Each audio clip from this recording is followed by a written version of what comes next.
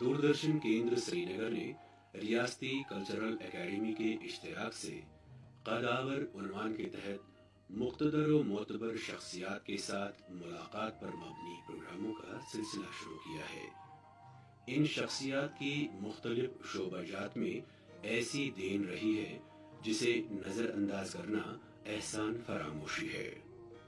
प्रोग्रामों के इस सिलसिले का आगाज हमने सरसब्ज़ व शादाब जंगलात और सरबलंद पहाड़ों, पुरकैफ फ़ज़ाओं और जाज़िबे नज़र कुदरती नज़ारों के दरमियान वाक़ा वांगत कंगन में दरबार बाबाजी साहब रहमतुल्लाहि अलैह के सजादा निशीन जनाब बशीर अहमद लारवी की क़यामगाह पर उनके साथ एक तारीख़ी मुलाकात से किया।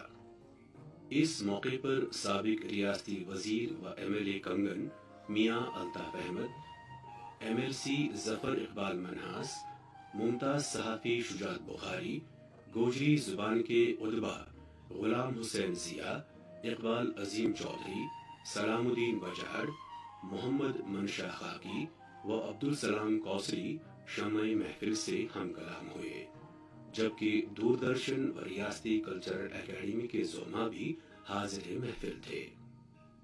बाबा नगरी एक दीनी मरकज़ है। बाबा नगरी एक रूहानी मरकज़ है। बाबा नगरी शेरी और अदबी मरकज़ है। चारों तरफ पहाड़ों और सरसब्ज़ जंगलों से घिरा हुआ ये मरकज़ अपनी नज़ीर खुद पेश करता है। हज़रत जनाब बाबा जी साहब ने अपने मुर्शद हज़रत ख्वाजा निज़ामुद्दीन कियानवी रहमतुल्लाह अलैह के हुक्म पर संजोड़ा बालाकोट से हिजरत करके इस बाबा नगरी को अपना मस्कन बनाया। दीनी व रूहानी फैज़ के चश्मे जारी किए। इतना ही नहीं, दूर दराज से आने वालों के लिए लंगर का एहतमाम किया। हज़रत मियाँ बशीर अहमद साहब, हज़रत मियाँ मोहम्मद अब्दुल्ला उर्फ हज़रत बाबा जी साहब के पोते और हज़रत बाबा निज़ामुद्दीन लारवी के फर्जंद इस दरबार आलिया के मौजूदा सज्जादा नशीन हैं। आज के इस प्रोग्राम के एहतमाम का ख़ास मकसद क़िबला बाबा साहब की शख्सियत, उनकी दीनी, सियासी, समाजी खिदमत, उनके कारनामों, उनकी यादों के झरोखों में झांकने और उनके तजर्बात के बारे में खुद उनकी ज़बानी जानने की कोशिश करें, ताकि हमारे और हमारी आइंदा नस्लों के लिए इस यादगार मजलिस को महफूज रखा जा सके। मैं उनके साहबजादे मियाँ अल्ताफ़ अहमद साहब का काबीना वज़ीर और कंगन हल्का से मौजूदा MLA इल्तिमास करता हूँ कि वो मुअज़्ज़ज़ मेहमानों का इस्तकबालिया कलमात के लिए तशरीफ़ लाएँ। दूरदर्शन के और कल्चरल एकेडमी के हज़रात तशरीफ़ लाए हैं। मैं अपनी तरफ से, बाबा जी की तरफ से इनका शुक्रिया अदा करता हूँ। मुझे कुछ अर्सा पहले हाजनी साहब ने कहा कि हम एक ऐसा प्रोग्राम जो है वो यहाँ पे एकेडमी की तरफ से और दूरदर्शन की तरफ से करना चाहते हैं। तो मैंने इनको कहा कि आप जब भी आएँ, हम इस प्रोग्राम को ऑर्गेनाइज़ करने के लिए, इसका इनिशिएटिव लेने के लिए मैं शुक्रिया अदा करता हूँ और अल्लाह ताला से दुआ करता हूँ कि हमारी जो ये प्यार और मोहब्बत है आपस में, ये कायम रहनी चाहिए।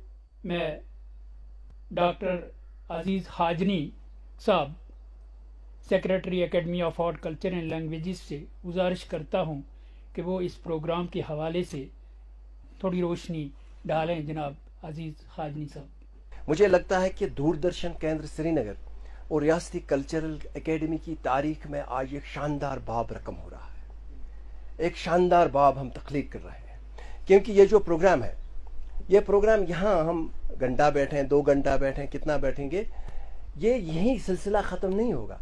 ये अक्सबंद भी हो रहा है और ये लिखा भी जा रहा है। ये हमारे शिराजे में रिप्रोड्यूस होगा। पूरी जो बातचीत यहाँ होगी, जो मियाँ साहब के तजुर्बात होंगे, वो हम कलमबंदी भी करेंगे और अक्सबंद भी करेंगे। और मैंने ताहिर साहब के साथ जैसे ये तय किया है, ये पूरी जो इसकी रिकॉर्डिंग होगी, ये आर्काइव्स में महफूज रहेगी اور ہم ہوں گے یا نہ ہوں گے، آنے والی پیڑھیاں بھی اس سے مستفید ہوتی رہیں گی. اور بنیادی مقصد اس پروگرام کا جو ہے، مجھے لگتا ہے کہ آج اس دربار میں ہم زیادہ فیضیاب ہو جائیں گے، مستفید ہو جائیں گے. بنیادی مقصد یہ ہے کہ اس جیسی شخصیات سے لوگ انسپائر ہو جائیں، آنے والی پیڑھیاں انسپائر ہو جائیں اور ان کو پتہ چلے کہ کتنی ہمہ جہت شخصیات رہی ہیں اس دھرتی پر، اس زمین پر. میں جناب اقبال عظیم چودھری صاحب سے گزارش کرتا ہوں کہ وہ آج کے پروگرام کے حوالے سے میاں صاحب کا تعارف پیش کریں اور اس پروگرام کو آگے بڑھانے کے لیے سوال و جوابات کا سلسلہ شروع کریں. جناب اقبال عظیم چودھری صاحب.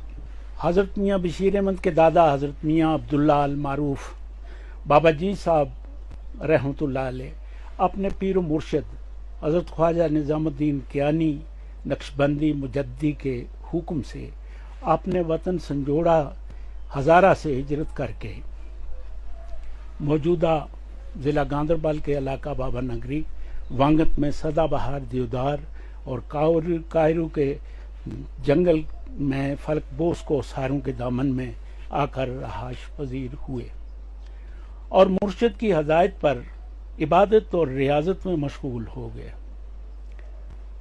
رشد و ہدایت اور لنگر شریف کا سلسلہ جاری کیا، جہاں سے لوگ شکم سیری اور روحانی سکون سے بہربار ہونے لگے.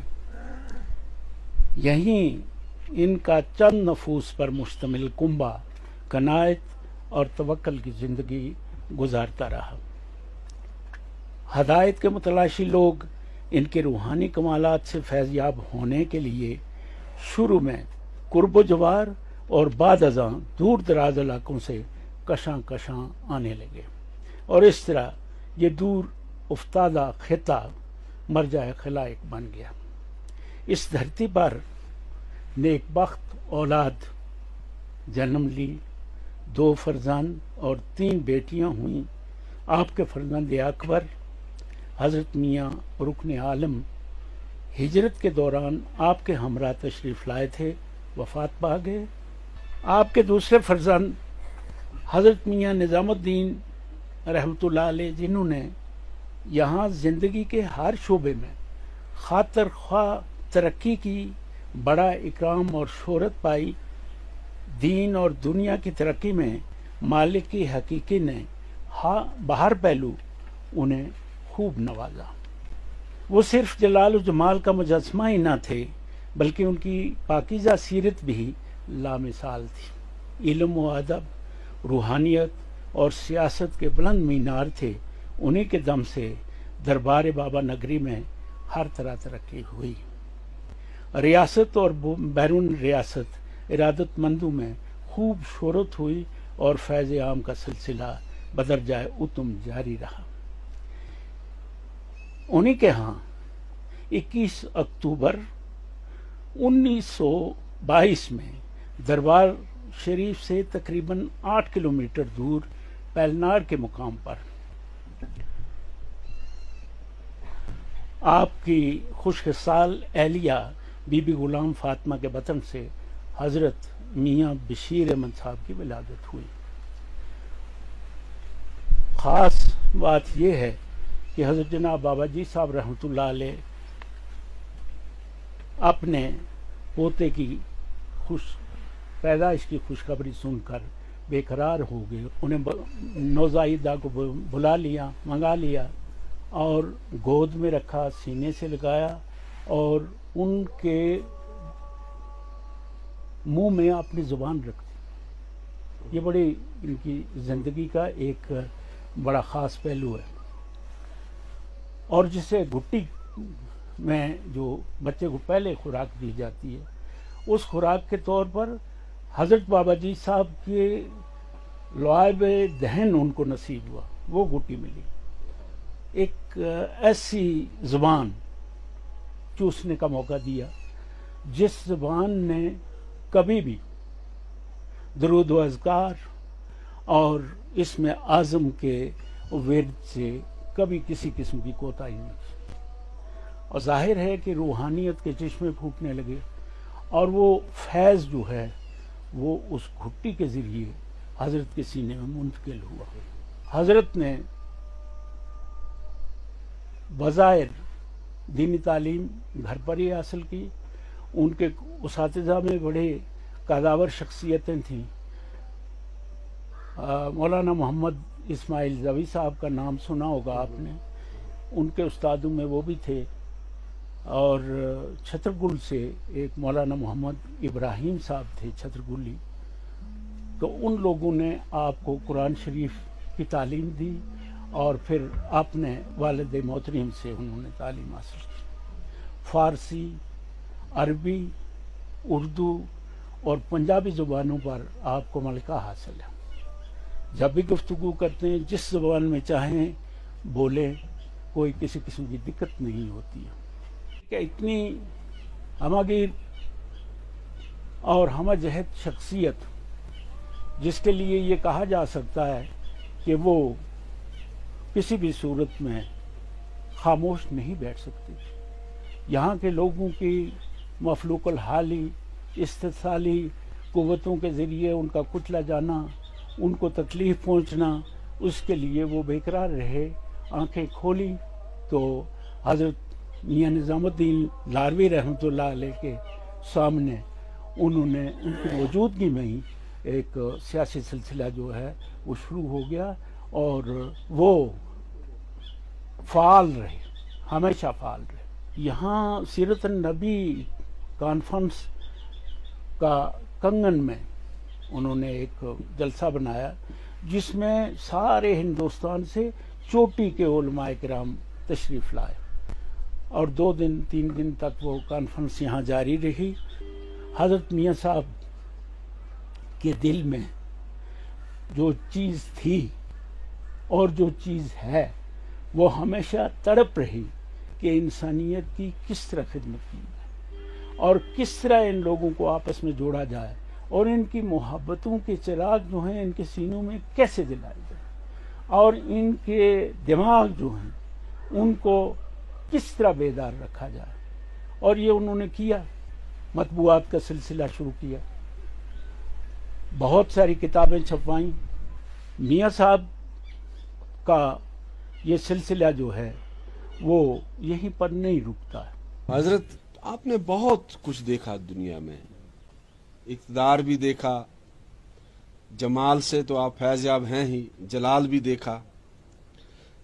یہ ساری چیزیں حاصل کرنے کے بعد آج آپ کیا محسوس کرتے ہیں اور کیا اتنی چیزیں حاصل کرنے کے بعد کوئی ایسی چیز بھی ہے جس کے حاصل نہ ہونے کی آپ کے دل میں حسرت ہو؟ حسرت یہ ہے کہ جہاں ہم نے جانا ہے وہاں ہمارے ساتھ کیا سلوک ہوگا. آپ کی ساری عمر لوگوں کی خدمت کے ساتھ سے پہلے قال اللہ قال رسول اللہ میں ہی بسر ہوئی، تو آپ اپنے تجربات کے بارے میں ہمیں کچھ بتائیے گا. جناب والا، تجربات کے سلسلے میں 2 پہلو ہیں. ایک میری پیدائش سے لے کے اس وقت تک غیر سیاسی حالات، ماحول اور اس کے ساتھ نبھن جانا. دوسرا ہے کہ اس ریاست میں ایک دور ایسا تھا جس میں یہی سنتے تھے ہم کہ غلامی غلامی غلامی. حتیٰ کہ ایک دفعہ میں بیٹھا ہوا تھا تو ماگم شریف کے حضرات جو تھے انہوں نے بات کرتے ہوئے کہا کہ ہمارے 2 لڑکوں کی شادی تھی اور اس شادی میں وہ لڑکے گئے تھے دلہن لانے کے لیے اپنی برات لے کر. پیچھے سے پولیس آئی، نہ پتہ دلہنوں کا چلا نہ ان شادی والے پھر واپس آ کے ہمیں ملے. ان کو وہ پکڑ کے بغار میں لے گئے اور وہیں گلگت یا کس جگہ وہ مر گئے. یہ ہے ایک ماحول. دوسرا ہے کہ ہماری یہ جو ریاست ہے تجارت کے لحاظ سے یہ ایک منڈی تھی. جھارکھنڈ سے اس کی تجارت ہوتی تھی، پشاور سے اس کی تجارت ہوتی تھی، راولپنڈی سے اس کی تجارت ہوتی تھی، جموں سے، سیالکوٹ سے، ان جگہوں سے اس کی تجارت ہوتی تھی. इस कारोबार में सियासत का आफताब तुलू हुआ। जब हुआ तो हर आदमी ने यह महसूस किया कि ये सियासत हमें किसी किनारे पर लगाएगी। तो मैं आप यहाँ हमसे जितने भी बैठे हुए हैं तारीफ करें तो वो कर सकते हैं, क्योंकि ये हमारा पेशा है, ये उस्ताद ने सिखाया हुआ है, ये उस्ताद ने सिखाया हुआ है। लेकिन हकीकत ये है कि हम बट के हमारे तफरके हो गए, और जब हमारे तफरके हो गए हैं तो मैं आपको नहीं पहचान सकता, मुझे शुबा है, आप इनको नहीं पहचान सकते, इन पर शुबा है। तो नगरी मेरी हुकुम सजन था, हाकम आप नहीं आए, किस सके फरियादी जाइए, करिए न्याय सतम था। वाह। इससे पहले मैं कल्चरल एकेडमी और दूरदर्शन का शुक्रिया अदा करता हूँ कि आपने हमें ये इतना हसीन मौका दिया, और इस हसीन मंज़र में हम हज़रत बाबा जी के साथ हम कलाम हैं। और मैं समाजी एतबार से आपसे कुछ सवाल पूछना चाहता था, अब आपने खुद ही इसमें सियासत लाई और मेरे लिए आसान हो गया मसला। तो मैं जब आपने ये बात की कि यारकंद के ज़रिए सिल्क रूट के साथ 1930 तक हमारा कारोबार चलता रहा, बल्कि 1948 तक भी चलता रहा, तो आपको क्या लगता है कि अब हम इसको किस तरह से दोबारा, आपको लगता है कि ये लोग जो हैं, जो आपस में बिछड़े हुए लोग हैं और आपस में उनकी ख्वाहिशें भी हैं कि वो मिलें, तो आपको क्या लगता है कि इसके लिए क्या किया जाए और क्या होना चाहिए? जहाँ तक आपके सवाल का जवाब है, अगर हम मुनज़्ज़म ना हो जाए, हम एक कायद को तस्लीम न कर लें, हमारा एक इमाम ना हो जाए, ये नमाज पढ़ी नहीं जाती। तो कायद कौन है आज की डेट में? जी, कायद कौन है आज की डेट में, आपको क्या लगता है? इस वक्त कौन है? ये जो भी हैं ये सारे मेरे बच्चे हैं। जो हकीकत है, जिसको आप भी जानते हैं, मैं भी जानता हूँ, देहाती भी जानता है, शहरी भी जानता है, इस वक्त हम किसको कायद कहेंगे? जम्मू वाले कुछ कहते हैं, पुंछ वाले कुछ कहते हैं, और कश्मीर में 3 पार्टियां जो कुछ कहती हैं। हम सुनते ही हैं, वो कहते हैं हम ये कर देंगे, वो कर देंगे। आज कौन करता? 47 तो पहले जी पोजीशन थी रोड की, इस इलाका की, श्रीनगर की, उस वेले उड़ी कोई रस्तो थो, हाँ, ज्यादा वो रस्तो इस्तेमाल हुए थो जान वास्ते। लोग सर्दियों के बिच ज्यादा जम्मू जाए था या मुजफ्फराबाद जाए था 47 तो पहला, या हम या सुना के उस पे टांगा में था जी। 47 ते भी बहुत पहले यह चीज थी कि बग्गी थी, दजी बाई उसको नाम था, जिसकी बग्गी थी, जो डाक आने था रावलपिंडी ते एक दिन भी श्रीनगर, और उन डाका ने सुबह 8 बजे तकसीम किया जाए तो सिटी में डाक को इंतजाम जो था वो इस किस्म को तो हर 4 मील पर 6 मील के ऊपर बगी के वास्ते घोड़ा में था। तो जिड़ी बगी रावलपिंडी ते बंद की जाए थी, डाक वगैरह पार्सल किसी की या कोई चीज, वह जी डाक आवे थी, उसमें रावलपिंडी ते अगर वह सुबह 5 बजे चले थी तो दीगर ना 5 बजे मीरा गदला के बाद खोली जाए थी। वो इंतजाम वो था। अलबत्ता जिस हद तक इसको तो सवाल है कि कर्ज के तो सूद दर सूद के तो इस सिलसिला के बीच गरीब पिटे जा रहे हो तो अमीर लौट रहे हो तो, और वे लोग था जड़ा बड़ा शातिर था, चलाक था, सारा कुछ तो चुनाचे श्रीनगर के बीच सबसे ज्यादा इस रोल ना अदा करने वाला पंडित,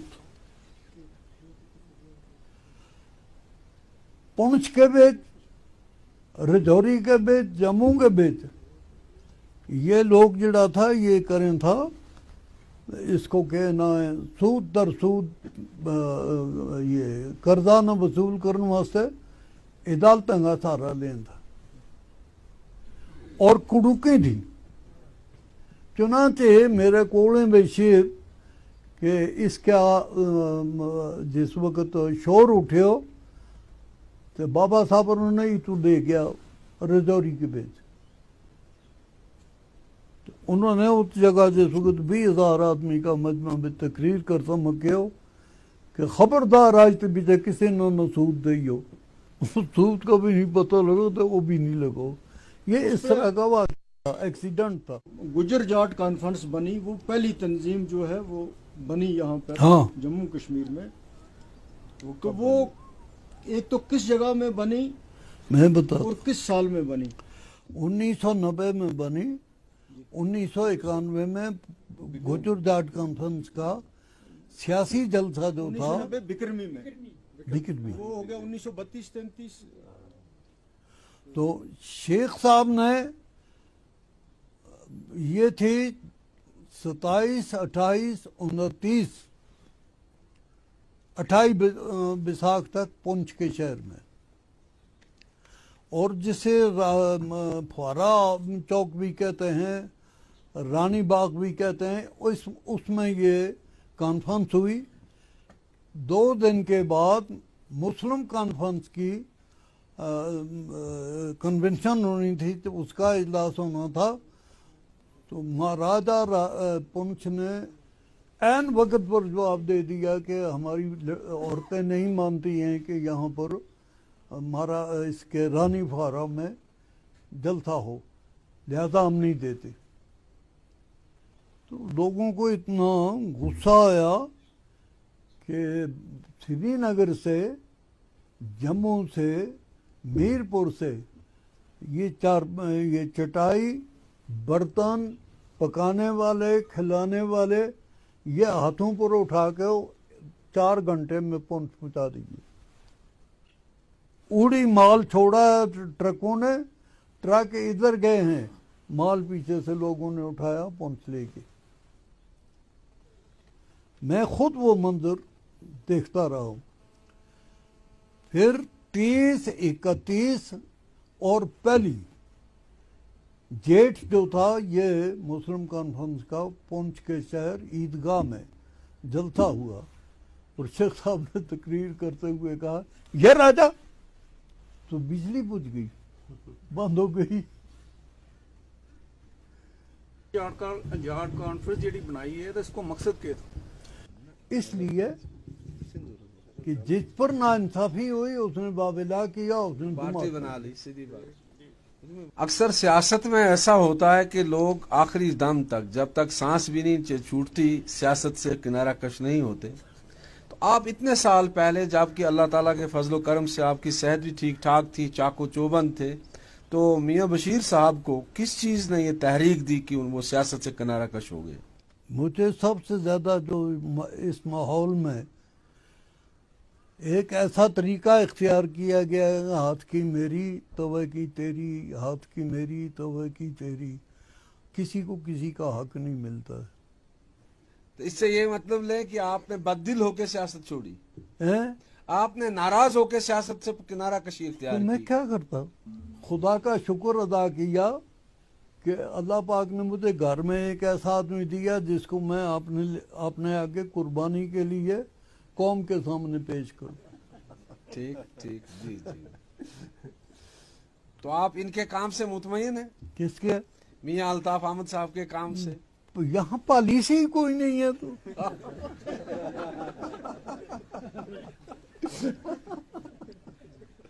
ان حالات میں آپ کو کشمیر کا مستقبل کیسا دکھ رہا ہے؟ ابھی تو بادل چھائے ہوئے ہیں، میں کچھ کہہ نہیں سکتا. میرا ایک سوال ہے کہ یہ جو اتنا پیسہ یہاں دلی والوں نے بھیجا ابھی تک 1947 سے آج تک، یہ یہاں پہ تبدیلی کیوں نہیں آئی؟ لوگ کیوں نہیں بدلے؟ وہ حفیظ جالندھری نے شاید لکھا ہے کہ کیا ظاہر میں تو ان کا باطن ہے لیکن پیٹ ہے انجیر کا. جی. وہ ہم پر ہی یہ الزام. نہیں، میں وہی کہہ رہا ہوں کہ مطلب اتنا کام ہوا، اتنے پیسے آئے، کیا آپ کی نظر سے میں نے جو آپ سے عرض کیا ہے پیسے کو آنے والی چیز کو چھوڑیے، آپ بھی ہم بھی سارے اس ریاست کے باشندے ہیں، اس زمین پر ہمارا حق ہے، میں چمن میں چاہے جہاں رہوں، میرا حق ہے فصل بہار پر۔ میاں صاحب میں جسارت کروں، میں کچھ جاننا چاہتا ہوں۔ فرمائیے۔ یہ سیاست کی باتیں ہوئی زیادہ تر اور ڈیولپمنٹ کی کچھ باتیں بھی ہوئی، لیکن آپ کو زیادہ تر ایک روحانی شخصیت کے طور پر جانا چاہتا ہے، اور روحانی قدروں سے ہم بھاگتے جا رہے ہیں، اور اس سے ہماری پوری سماجی زندگی میں ایک تنزل سا ہے۔ آپ خود کیا محسوس کر رہے ہیں؟ جو آپ فرما رہے ہیں یہ بالکل صحیح ہے۔ آج جتنی روحانیت سے، طریقت سے، شریعت سے، وحدانیت سے خدا کی مخلوق بگڑ رہی ہے، یہ ایسا خطرہ آ رہا ہے سامنے جس خطرے سے نجات پانی بڑی مشکل ہے۔ اور ایک اور چیز میں جاننا چاہتا تھا، آپ ایک سیاسی شخصیت ہیں، ایک روحانی شخصیت ہے، زندگی کا بہت سارا وقت آپ کا سیاسی سرگرمیوں میں بھی گزرا، سماجی خدمات میں بھی گزرا، اور اس کے علاوہ آپ کے پاس مریدوں کی ایک بہت بڑی تعداد ہے جو آپ کے پاس فیض حاصل کرنے کے لیے آتے ہیں، لیکن اتنی کتابیں ہیں جن کو آپ نے ایڈٹ کیا ہے، ان کی ایڈیٹنگ میں اور ان کو جمع کرنے میں آپ کا بہت، یہ جو آپ کی زندگی کا یہ پہلو ہے، کتابوں کے ساتھ رہنا، علم اور ادب کے تئیں خدمات انجام دینا، اس کے لیے آپ کو کہاں سے وقت ملتا تھا، اور یہ جو یہ شوق اور ذوق تھا یہ کس قدر آپ پر غالب رہا زندگی میں؟ اس میں جناب یہ بات ہوئی ہے کہ یہ جب میں نے سلسلہ شروع کیا ہے، یہ ریکارڈ سارا یہاں جمع ہے اس مسجد میں، مجھے کہیں باہر نہیں جانا پڑا،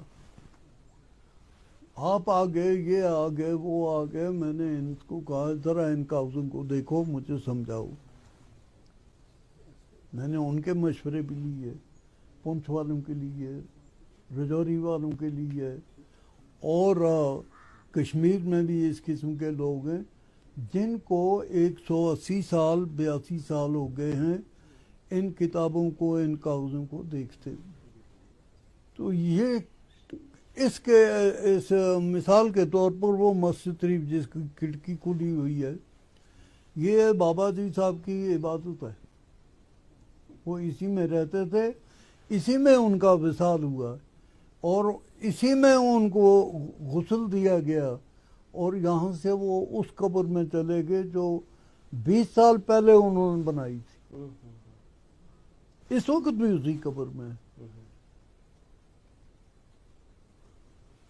یہ سارا ریکارڈ کچھ آپ کی زبانی، کچھ ان کی، لکھنے والے بھی جیسا کیسا ہوتا تھا مل جاتے تھے، میں ان کو اس کام پر لگا دیتا تھا۔ پھر یہ کچھ کتابیں جو ہیں یہ الطاف نے کروائی ہیں، یہ میرا شوق ان کے دل میں تھا، یا اس کو خدا پاک نے یہ خود نعمت عطا کی، میں تو بیچ میں مقدم ہوں۔ حضرت ابھی آپ نے ایک شعر پڑھا اس کا، حفیظ جلندری صاحب کا، سنا ہے حفیظ جلندری بھی یہاں آئے تھے؟ ہاں بہت سال آتے رہے ہیں۔ اچھا، وہ یہاں آتے تھے؟ جی ہاں آتے تھے، اور حفیظ جلندری کا میرے پاس لکھا ہوا شاہ نامہ اسلام پر اوپر موجود ہے۔ اچھا اچھا، وہ انہوں نے لکھا ہے، میں چوہان ہوں ذات کا۔ اچھا، اور میں نے فلاں جگہ میں قیام کیا ہے اور تجسس کیے ہیں انسانوں کے بھی، حالات کے بھی، کانگریس اور مسلم لیگ کے بھی، لیکن مجھے جو سکون وانگت میں میاں نظام الدین صاحب کے ساتھ مجلس میں ملا وہ کہیں نہیں ملا۔ سوال میں ذاتی طور آپ سے پوچھنا چاہتا تھا، جی، آپ نے اپنے پورے سیاسی سماجی زندگی میں دنیا دیکھی، تو شیخ صاحب سے لے کر مولانا محمد سعید مسعودی، مرزا افضل بیگ، صادق صاحب، اندرا گاندھی، پتہ نہیں کن کن لوگوں کے ساتھ، پھر سرحد کے اس پار بھی آپ نے جو کشمیر کا دوسرا حصہ ہے، سردار محمد عبدالقیوم خان سے لے کر اتنے لوگوں کے ساتھ آپ کا میل ملاپ رہا، کسی ایسی شخصیت کا نام آپ بتائیں گے جس نے آپ کو متاثر کیا ہو ان میں؟ سب سے زیادہ میرا تعلق جو رہا وہ شیخ صاحب سے۔ جی، اس کی یہ وجہ ہوئی کہ شیخ صاحب کے خاندان میں جب بیگم صاحب شادی ہو کے آئیں تو شیخ محی الدین کا ان کا کچھ پتہ نہیں کہ کیا بات ہوئی تو وہ بیگم صاحب سیڑھی سے گر گئی. ان کے مکان کی جو سیڑھی ہے اس سے وہ گری, وہ زخمی ہوئی. تو انہوں نے شیخ صاحب کو کہا مجھے اس طرح کی تکلیف ہے, میرا خاموشی سے کوئی علاج کرواؤ. صبح وہ ٹانگے میں بیٹھے, وائل آئے, وائل سے اس گھوڑے ٹانگے والے پر کاٹھی ڈالی, بیگم صاحب کو بٹھایا اور آگے آئے تو آگے اس وقت کوئی اتنی پہچان نہیں تھی. وہ آئے تو وہ آتے آتے پارلی سڑک سے رات وانگت رہے. جی صبح شیخ صاحب یہاں آئے, بیگم صاحب نہیں آئی. تو شیخ صاحب نے بابا صاحب سے بات کی ہوگی, بابا صاحب کو کچھ پریشانی جیسی ہو گئی. پھر ایک ناظرہ بھی تھی یہاں ٹانگا مرگ کی عورت گواس میں, نارا ناگ, اس کو بلایا اسی وقت یہاں. تو بیگم صاحب کو یہاں لایا, وہ مہینہ 1.5 مہینہ یہاں رہیں.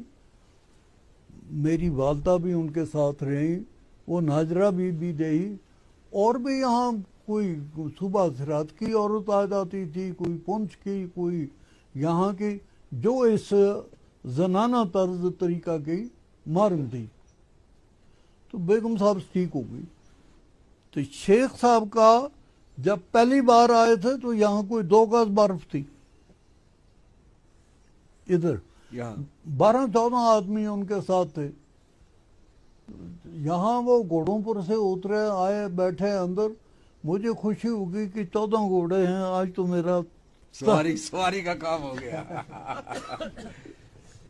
تو یہاں پنڈت جواہر لال نہرو بھی آئے تھے. ہاں جی جی, پنڈت جی آئے یہاں سے, پھر چائے شائے پی, کھانا کھایا. جس سال سوپور میں کنونشن تھا, کنونشن ہوئی. آپ کے بچپن کی طرف جاتے ہیں, لڑکپن کی طرف جاتے ہیں. بچپن اور لڑکپن کا کوئی ایسا واقعہ جو سبق آموز بھی ہو اور دلچسپ بھی ہو. یہ بڑی مار بابا صاحب سے, اور اس وقت روتے تھے کہ یہ باپ کیوں مارتا ہے. آج روتے ہیں کہ وہ مارنے والا کہاں چلا گیا.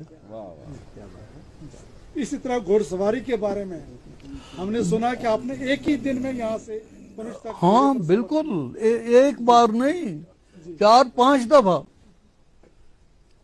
اور خدا پاک کے فضل سے میں نے ایسے گھوڑے رکھے ہیں جو کشمیر میں یا جموں میں کسی کے نہیں تھے. جی, اس وقت بھی آپ کا دل کرتا ہے سواری کرتے ہیں؟ بالکل, میں تڑپتا ہوں. آپ کو میں بتاؤں, ایک آدمی مجھ سے جو زین بلاک وہاں سے لاتا تھا, کانپور سے, کیونکہ آپ سیالکوٹ سے تو آ نہیں سکتی, نہ وہاں بنتی ہیں. تو میں نے اس کو 5-6 سال ہو گئے, نہیں تھوڑا ہو گیا, میں نے اس کو تلاش کیا, وہ نہیں ملا. رجوری کا ہے. پرسوں اچانک یہاں آ گیا. میں نے پوچھا تم کہاں تھے؟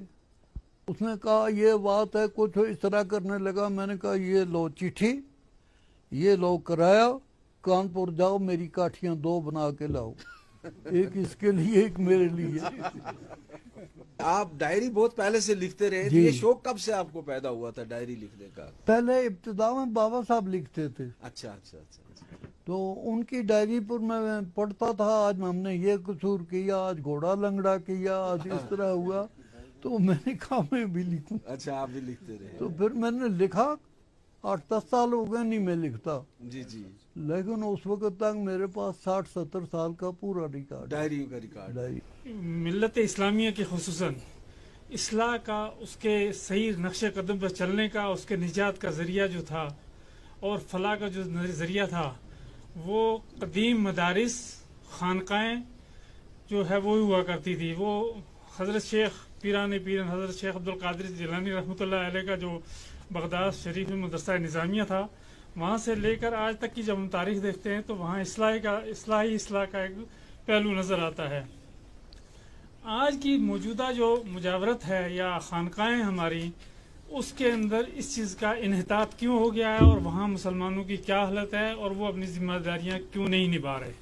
सरकार बगदाद के ज़माने में बगदाद का किस्सा था, उस वक़्त था। आज आपको इस बसाते अर्द पर कोई गोदड़ी पोश ऐसा मिलता है जो राजदार हो। मैं आपके सामने एक बात अर्ज करूँगा। मेरी उम्र 2.5 साल थी, मैं बीमार था तो मेरा सांस निकल गया। मेरी पुफी इकबाल साहब की माँ और मेरी वालदा रोने लगी। बाबा जी साहब उस मस्जिद में रहते थे। उन्होंने दरवाज़ा खोल के पूछा उनको कि तुम क्यों रोती हो, क्या बात है? तो उन्होंने मेरा कहा कि ये गुजर गया है। कहा ये खुदा का काम है, तुम रो कर क्या करोगी? अच्छा, यासीन साहब के वालिद का कहा उनको कहो कब्र तख्ते की तैयारी करो, मैयत को मेरे पास ले आओ। मैयत को मेरे पास ले आओ। ले आए, वो यहाँ रखा उनके पलंग पर। मुझे वहाँ कब्र तख्ते की तैयारी हुई और कब्र खोदी भी कुछ 2 इंच खोदी या कितनी खोदी, तो मेरी ये रगें जो हैं ये हरकत करने लगी। ये जब हरकत करने लगे तो बाबा जी साहब ने इनको बुलाया। ये आए तो कहा तुम तो जिंदे को दफन करने लगी थी। इनको थोड़ी सी झाड़ दी कि तुम लोग समझते नहीं हो, ये है वो है। तो ये तो जिंदा था, इसको जिंदे को दफन करने लगी। उन्होंने शुक्र किया, उन्होंने मुझे अपने छाती से लगाया।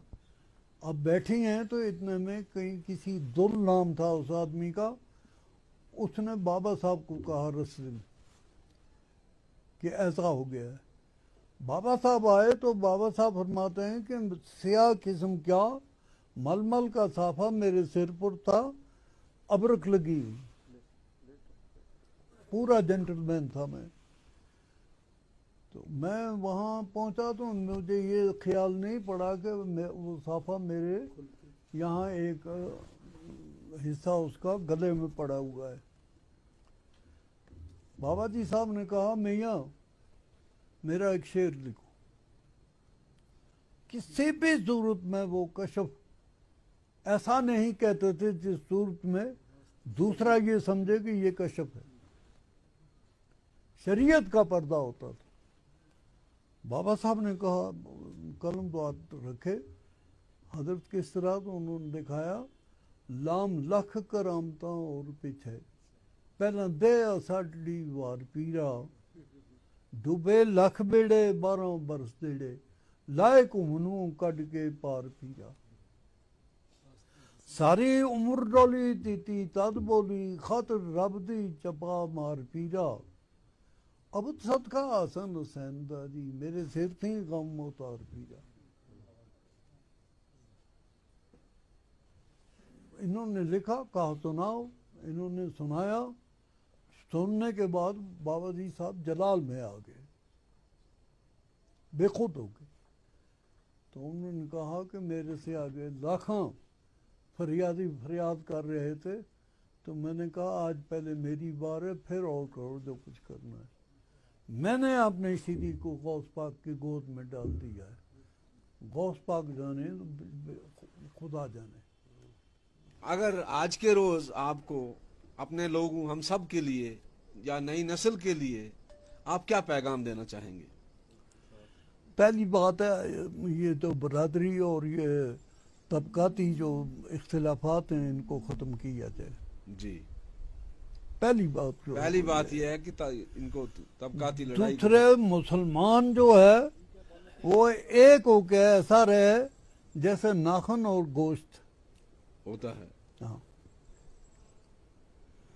वरना हम किसी उस मिशन में नहीं जा सकेंगे जो काफिले मंजिल मकसूद पर पहुंच के।